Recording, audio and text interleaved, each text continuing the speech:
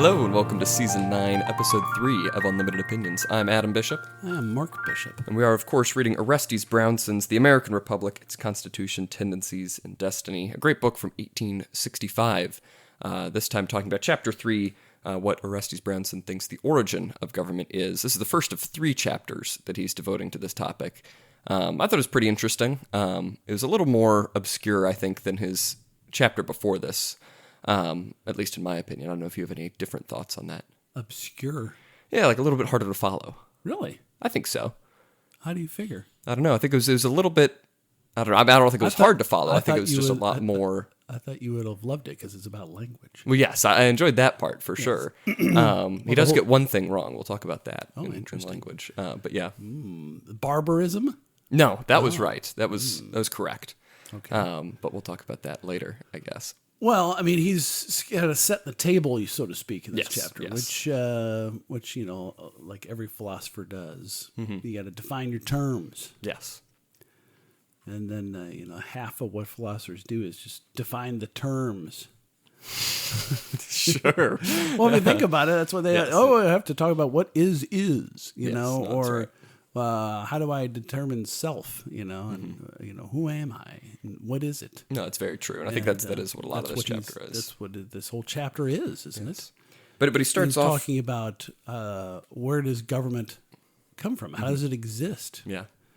What is the origin of government? Which is the title. Yes, thank you for that. Which he says it's always been around. Mm-hmm. It's like all of human history. Mm-hmm. Yeah, because he says society he starts off, I think, with a good point. Had a government of some sort. Why do you keep interrupting me? I think you're interrupting me at this point. No, I just had some pause, and you felt the need to jump in. Go ahead. Try to talk to Joe Biden. But he says he makes a good point that government is both a fact and a right. He says, as you kind of pointed out, that government has existed. We can say, clearly. There is a need to study this sort of thing because it's something that every society has come up with. Is that we've just developed government no matter what. I don't think he says we need to study this thing. Does he not? He does not. Well, he's devoting a whole book to it. I know. I think that's assumed. He doesn't. Okay. He doesn't say we have to study this for whatever reason. Sure. I don't think. Sure. No, I don't think so. But he's saying he's just saying what it is. Yes, what government is, and so he knows that it is a fact because it exists. But we know that it's also a right. We also have to discover. We have to look into. What gives a government the right to exist? What gives it power? So it's not just the fact that government exists in the origin of that thing existing. It's also the origin of where that right comes from. So it's 2 separate things that you're looking at in a combined topic here, more or less. He's saying, where did it come from? Its origin. But then I think he's really more interested in what right the government or the leaders have to govern. And he emphasizes again that it's a question of ethics, and not just like a political science or struggle to understand how the different variable powers interrelate to each other. Ooh, my volume just went up on my earphones. I hope You're welcome. Hope the listener appreciates it. But he starts off, he lists 8 things, 8 reasons that different political writers have sort of come up with as to the origin of government. He says, first, government originates in the right of the father to govern his child, or it originates in convention and is a social compact, or it originates in the people who collectively take and are sovereign, or that it springs from the spontaneous development of nature. It derives its right from the immediate and express appointment of God. 6, from God through the Pope, or visible head of the spiritual society. 7, from God through the people. 8, from God through the natural law. So it's a bunch of different theories, and I think he's right there. I think that just about sums up almost every reason that people have said for the origin of government. I can't think of any others that doesn't fit under those 8 categories. But this chapter, he really kind of talks about that first one, from the right of the father to govern the child, the really sort of fact-based, like not necessarily the right. I mean, he gets into that a little bit, but that argument is really a lot just from the fact that the father is usually the head of the household, and then from there, the father of the household then becomes, part of the tribe. Tribe becomes the nation, more or less, sort of just following like a historical approach to that, and he examines whether or not that's a good reason for the government to have a right to exist as well. Yeah, it's a patriarchy. Yes. And he even calls it that, which I thought was kind of interesting. Which is true. There are no matriarchal societies. Yes, but he ends up saying that this patriarchal system is found everywhere. He says in the tribes of Arabia, Northern Africa, the Irish septs, everywhere. and the Scottish clans. All human societies. Yes, as you find the patriarchal system. Yeah. I'm guessing, I'll guess, it's because men are generally stronger. Yeah. And you're not so-called burdened with feeding the infants. Sure. You know. That is what I'd imagine too. But then he goes on to say, from the family to the tribe, the transition is natural and easy, as also from the tribe to the nation.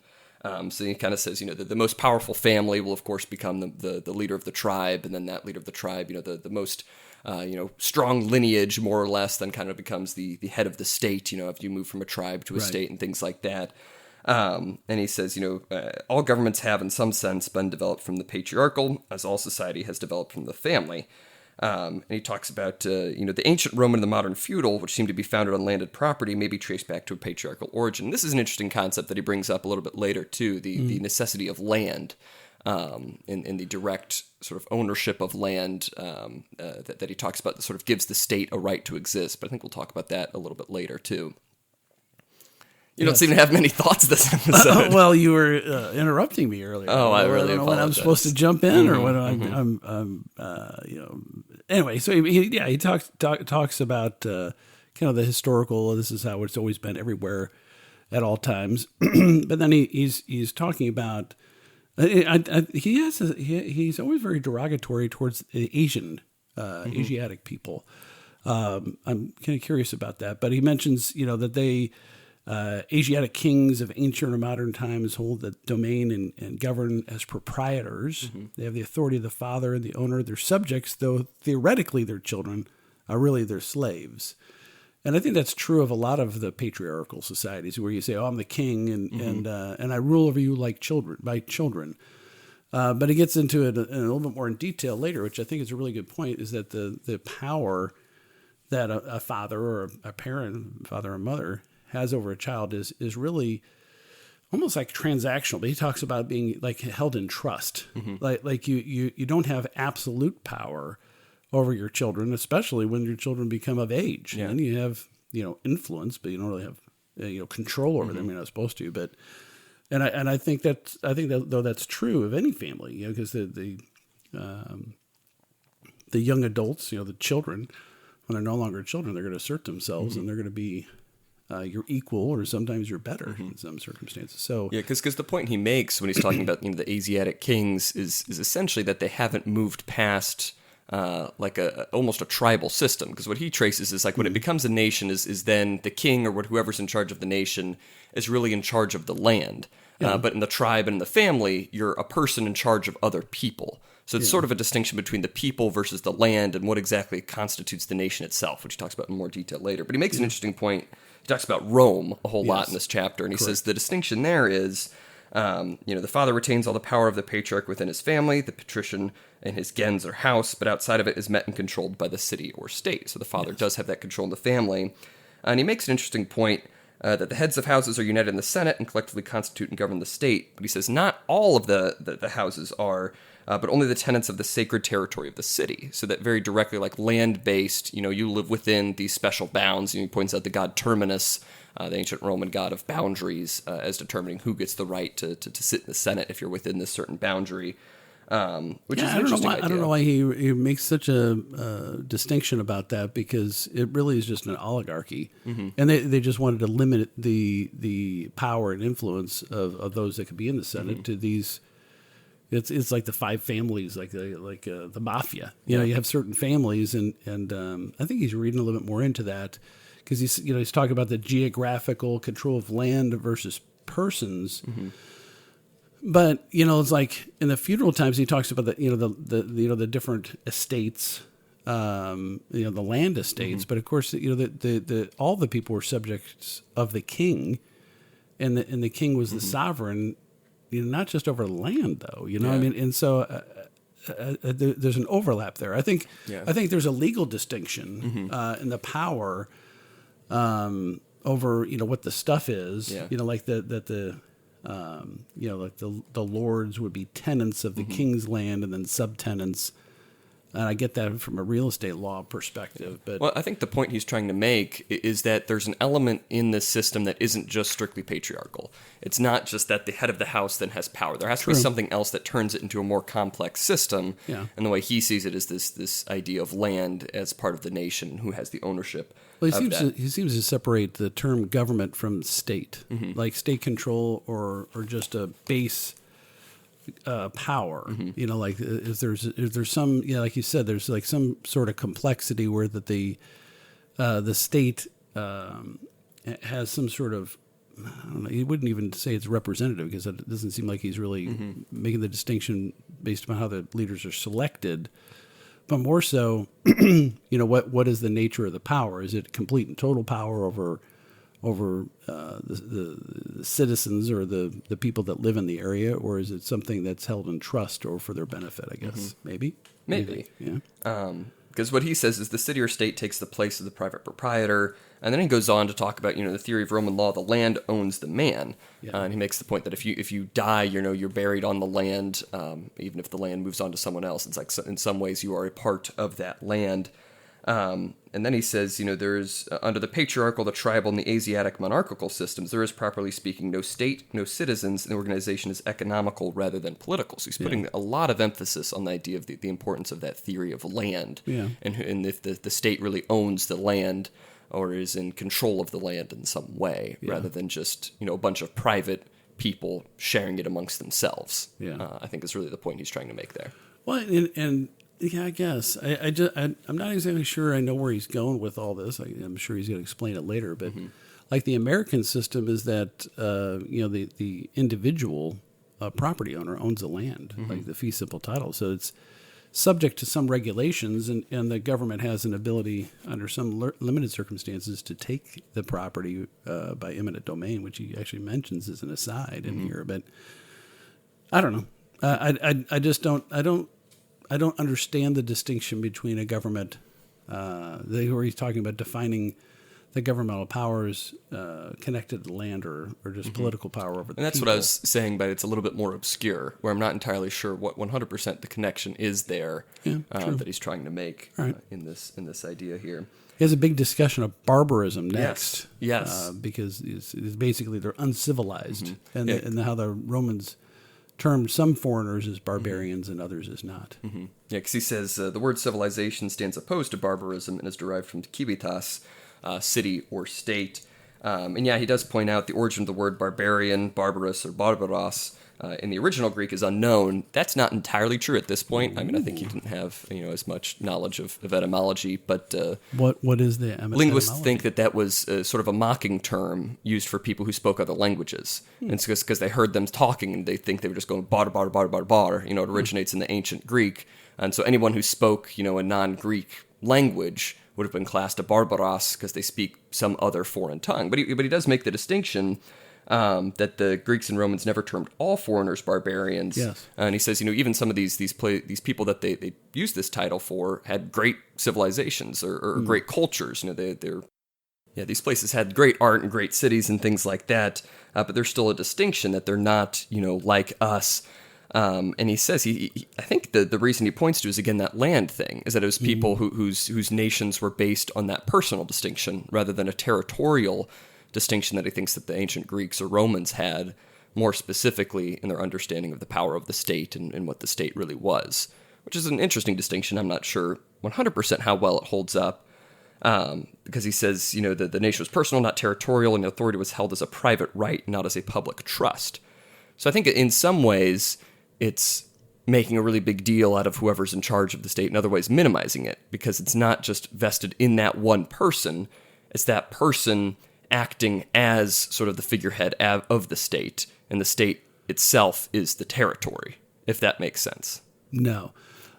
Okay. I think what he's saying is that the barbarian people, the rulers have a private right to rule over all the people in the land. That's what I said. As opposed to a system that says, no, it's not a private right. It's those people exercising that right that has been placed in a trust, and they are just acting on behalf of the common good.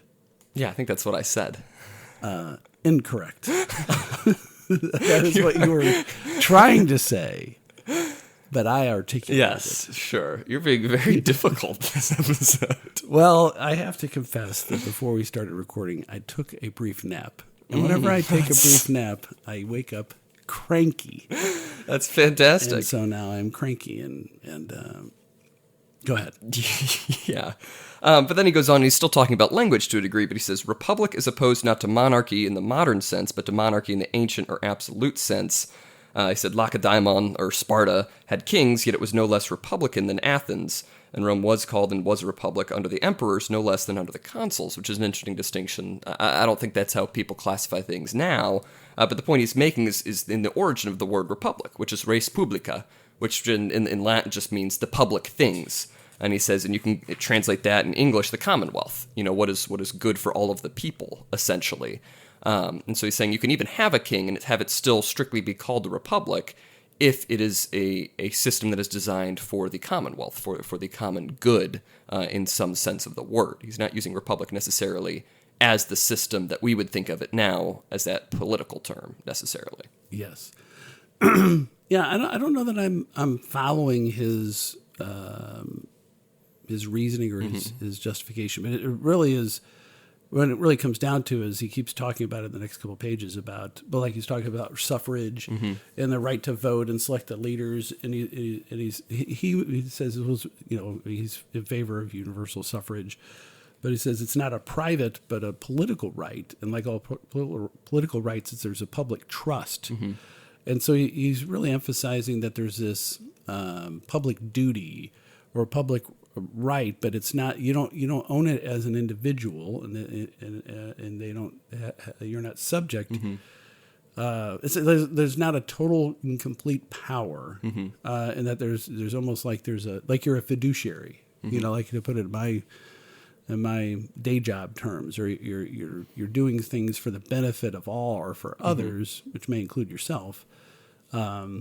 And that's what he really values, it seems like, in a governmental system. And that's what he thinks is a real, true republic or just society, as long as everybody's acting for the benefit of the public trust. Doesn't it seem like that's where he's going? I think so, because I don't think he's put forth really a positive argument yet. He's putting forward a lot of negative arguments saying what is not properly a government or a state is the idea that the person's in charge just because they are that person. Yes. Right? The idea of the patriarchy to an extent, if you want to use that word. It's not just because that person is that person, it's because a person is acting on behalf of the common good. Yes. That is what makes a state as opposed to a tribe or a patriarchy or some sort of barbaric culture, I think is really where he's coming from. How exactly that relates to the territory idea is still a little unclear, but I'm hoping he'll flesh that out as we go forward. Well, I mean, he does say, like, the characteristic, I'm on page 22, the characteristic of barbarism is it makes all authority a private or personal right. So that means, like, the king has the right to do anything.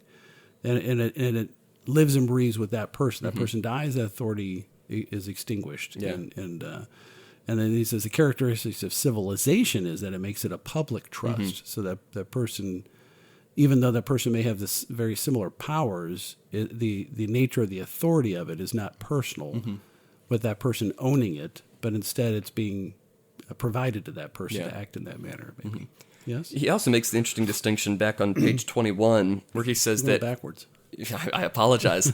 That feudalism, medieval feudalism in Europe, was actually barbaric, because he sees it as a different system, because that was that idea of the more private idea. He says the feudal monarch governed as proprietor or landholder, not as the representative of the Commonwealth. So even in that system, which we would see, I think, even less of a republic idea, or I would think, first glance, I would think that would fall in line with this land-based idea, is actually not. Because that is the private ownership of the king over the land, rather than the king acting as that head of the state, and the state is the owner of the land rather than king himself. So it's a very, I think, technical definition. It's kind of a bordering on either side of a very hazy line, whether or not something belongs in that category of state or not, state or barbarism. Yes. But it's an interesting idea, because he says the king governs as an estate, the nobles hold their power as an estate, and the commons are represented as an estate. but it's an estate, a private right, not a public trust. So he wants to make that very clear. Just an estate is not the same thing as that public trust idea. Is what he's talking about.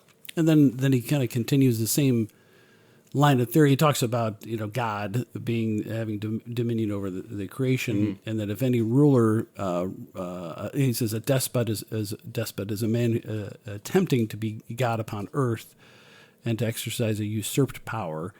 And despotism is based on the parental right. So he kind of goes back to the original patriarchy, which is a lot of them were God's given me this power, and so if you're asserting that power or dominion as appointed,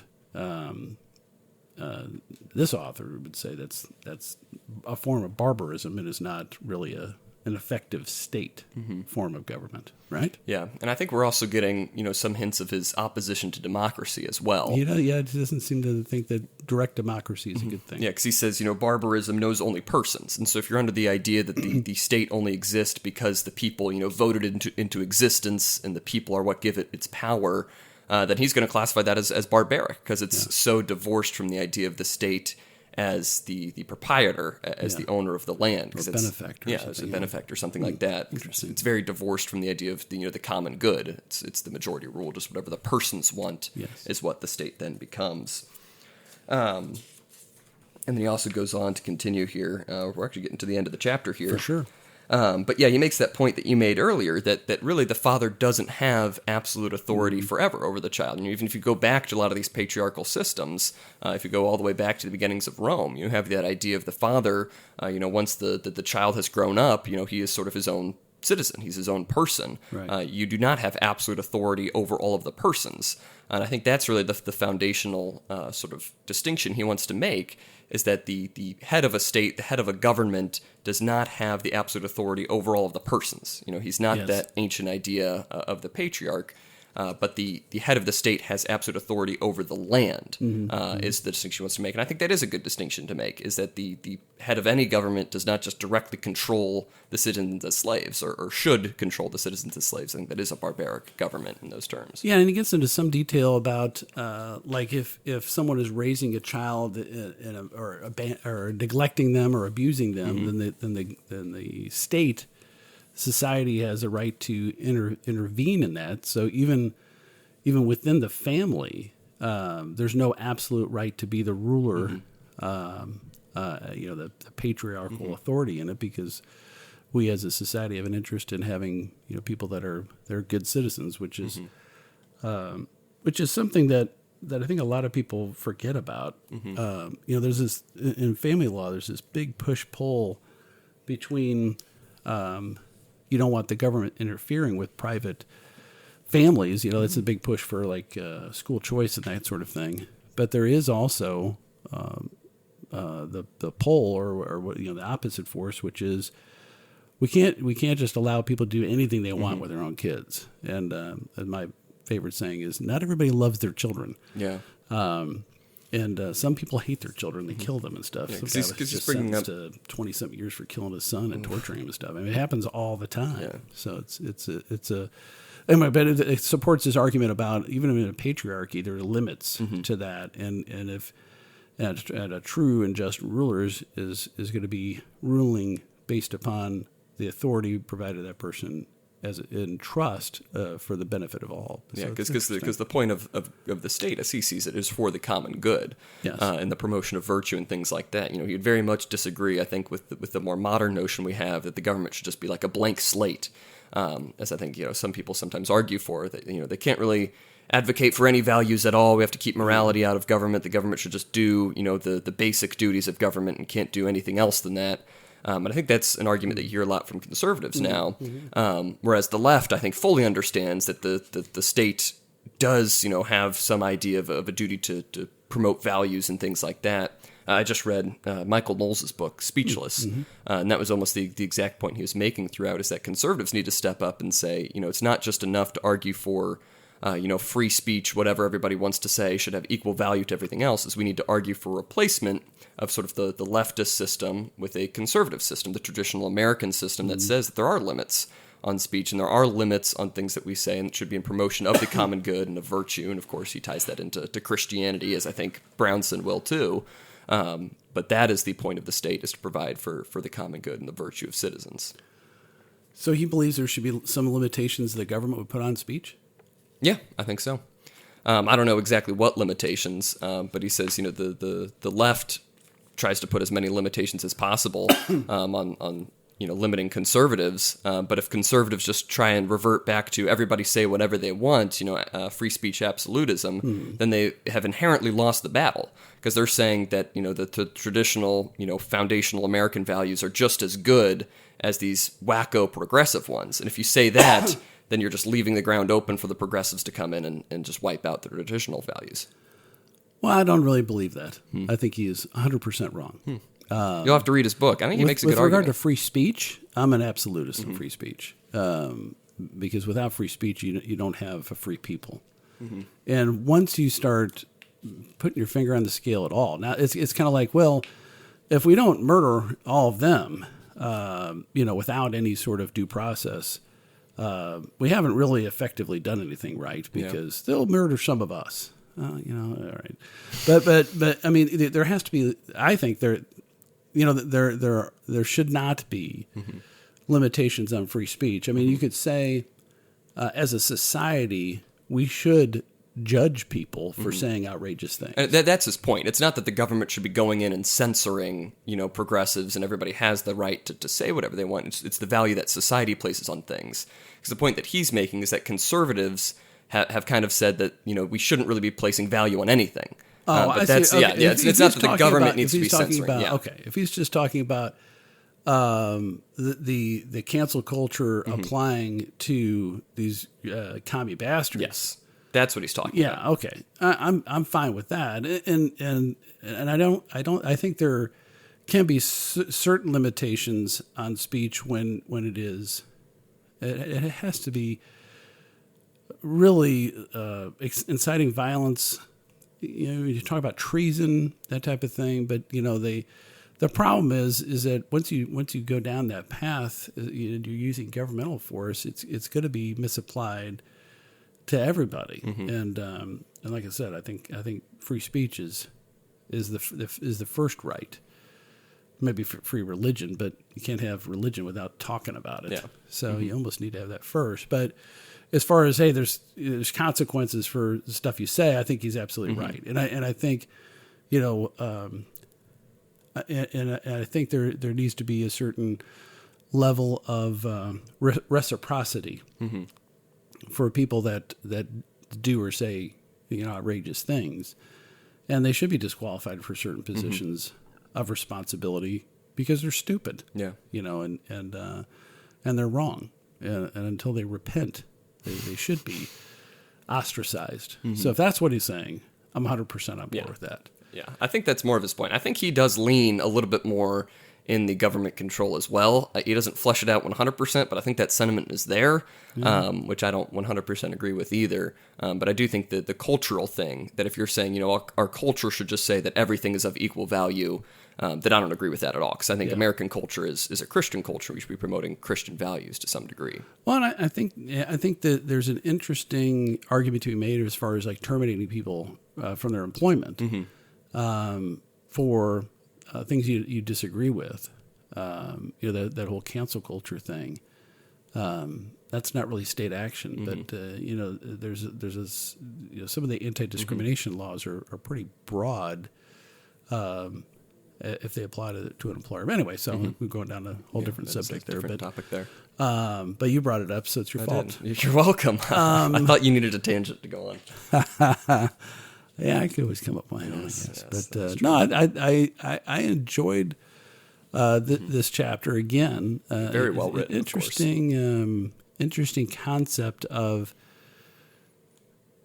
putting democracies, or even some republics, it sounds like, in the category of barbarism, depending on how they structure the individual rights and responsibilities, and if it's a personal right that's like transactional, it's a very, kind of a very legalistic view of a just state or a responsible state, depending on the purpose behind the right. Like when you mentioned like voting. If you're voting, but if that voting is just a personal right to do whatever you want, maybe that he doesn't sound like he's in favor of that. It should be a right that's held in trust for the greater good. So, but there, was it Josh Hammer was a real big advocate for constitutional interpretation using the common good, which I do respect, and I think there's a lot to that.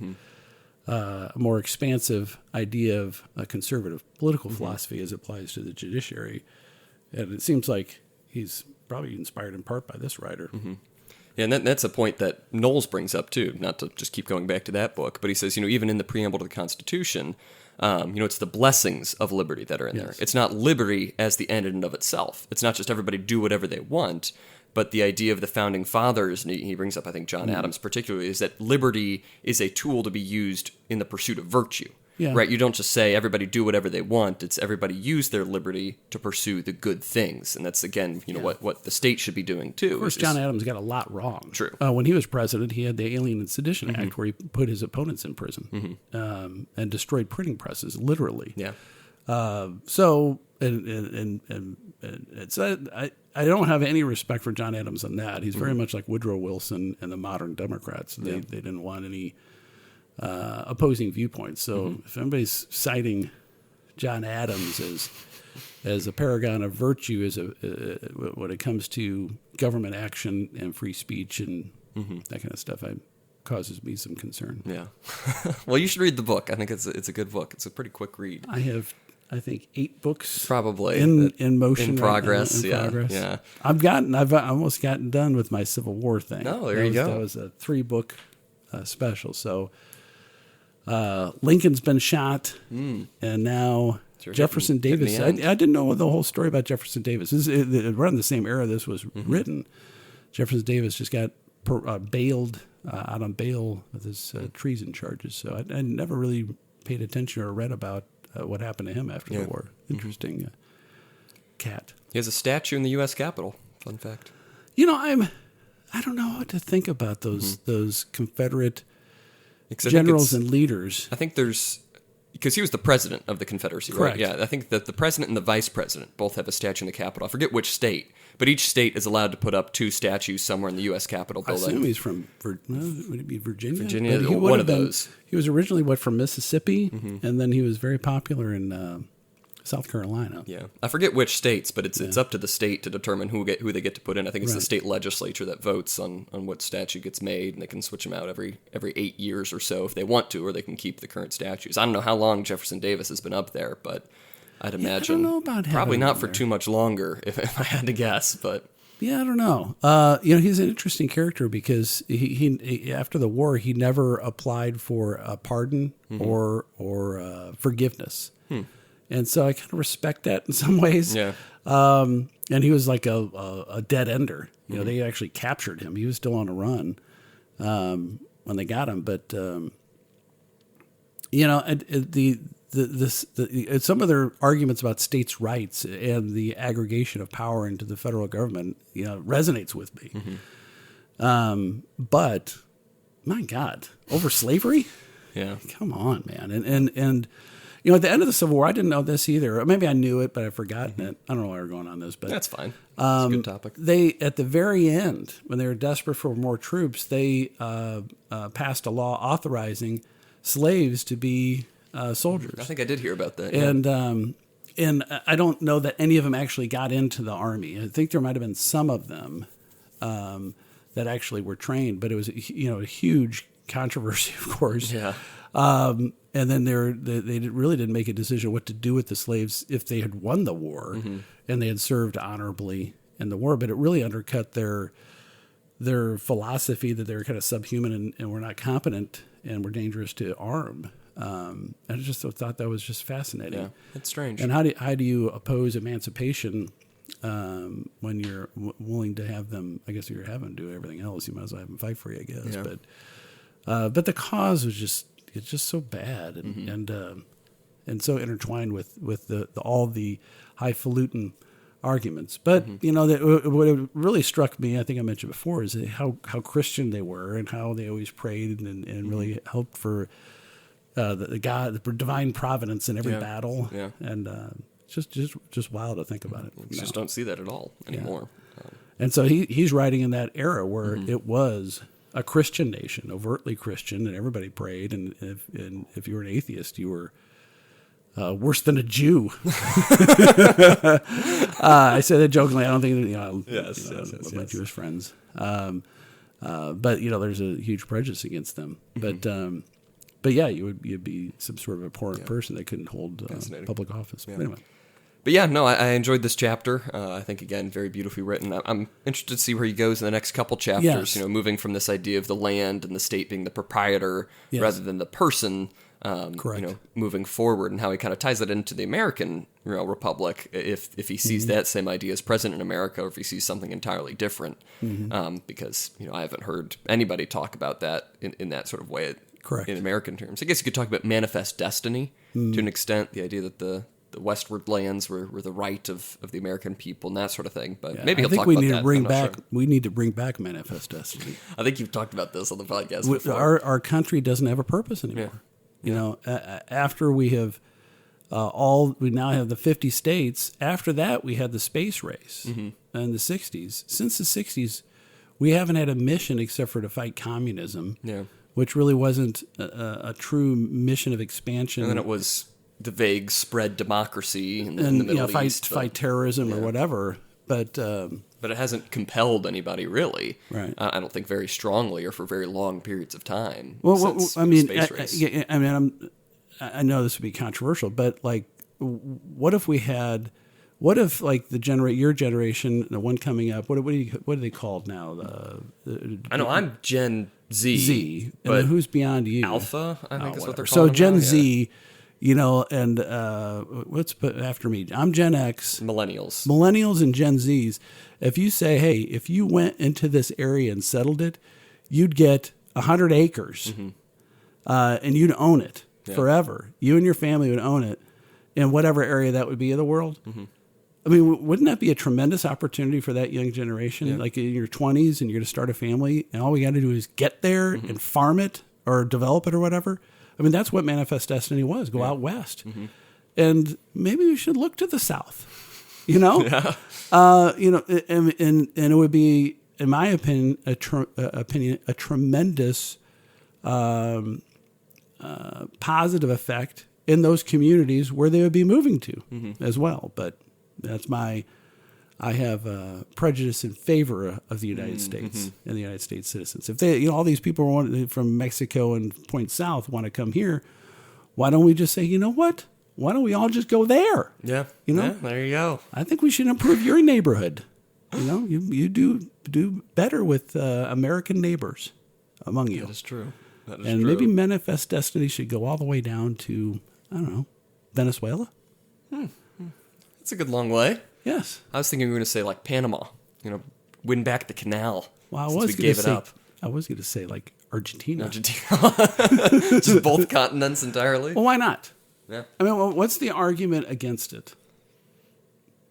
Well, the argument against it, I'll say, is the sovereign peoples of that land, and it violates international law for the United States to invade other countries, right?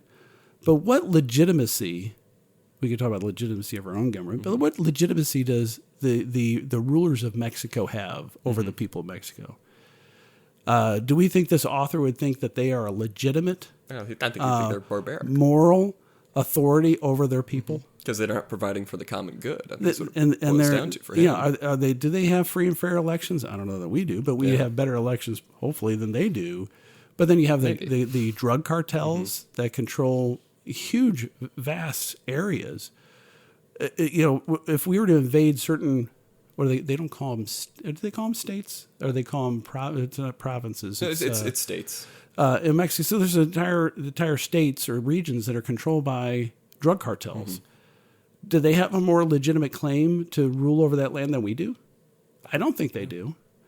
And what if we went in there and established a protectorate or a commonwealth and allowed for some elections and local control, but overall governance and the rule of law and property rights and public safety?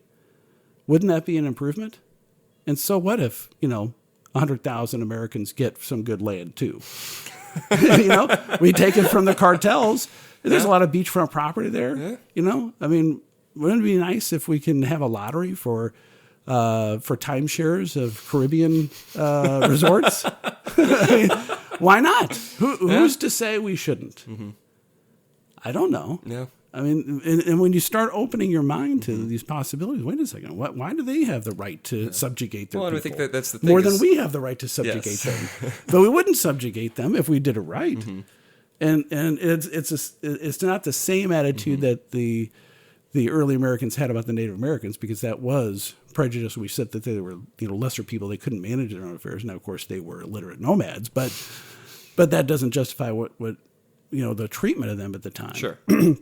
And I'm not advocating for anything close to that. I'm just saying, well, what if we just had a benign, a good leadership over those communities and just expanded our border to the south? And I think that's the exact question that's opened by his points here. Yes. Where it's if the point of the state is to provide for the common good, for the commonwealth of the people, then the arguments about, it's the social compact theory, the voters, wanted this to exist, those kind of fall apart if it's not actually doing its job and isn't actually serving the people for the common good. If there's it has no legitimacy. Exactly. You just overthrow it. Mm-hmm. And if we don't have a southern border for America, why would it be wrong to just say, okay, we're not going to have that same border 100 miles south? Yeah. I mean, Mexico obviously doesn't care about an open border. Mm-hmm. So let's just say, let's just put up a fence 100 miles south of there. Yeah. I mean, why is Mexico City a Mexican city instead of an American city? It could be Mexico City, South USA or something. True. Manifest destiny. Manifest destiny. There all you go. All the way down to Antarctica, from the tip of South America. And I think the world will be better off. I mean, why are we invading the Middle East? Yeah. Why do we conquer Iraq and Afghanistan and then just turn it back over? Why don't we just go south? Yeah. Good questions. Well, I think we should. The American Republic should be all of America. Ah, there you go. There you go. All of both Americas. No, North one, and South. One yes, America. Yes, talking about the continents. We, the American people, should unite under a single representative government. Mm-hmm. The people should rise up from Chile to Canada and join as one. There you go. All right. Well, this has been Season 9, Episode 3 of Unlimited Opinions. You can, of course, follow us on Twitter at ULMTD Opinions. I have been Adam Bishop. I'm still Mark Bishop. I don't think you're on board. I'm on board. You're not on board. I'm on board. I'm on board. You don't be on board. I think we've just talked about it for a very long time. So yeah, we got to start doing. You got to start doing. Yeah, stop talking. Start doing. Yes, that was my point. Okay. To take up arms right now and march to Mexico.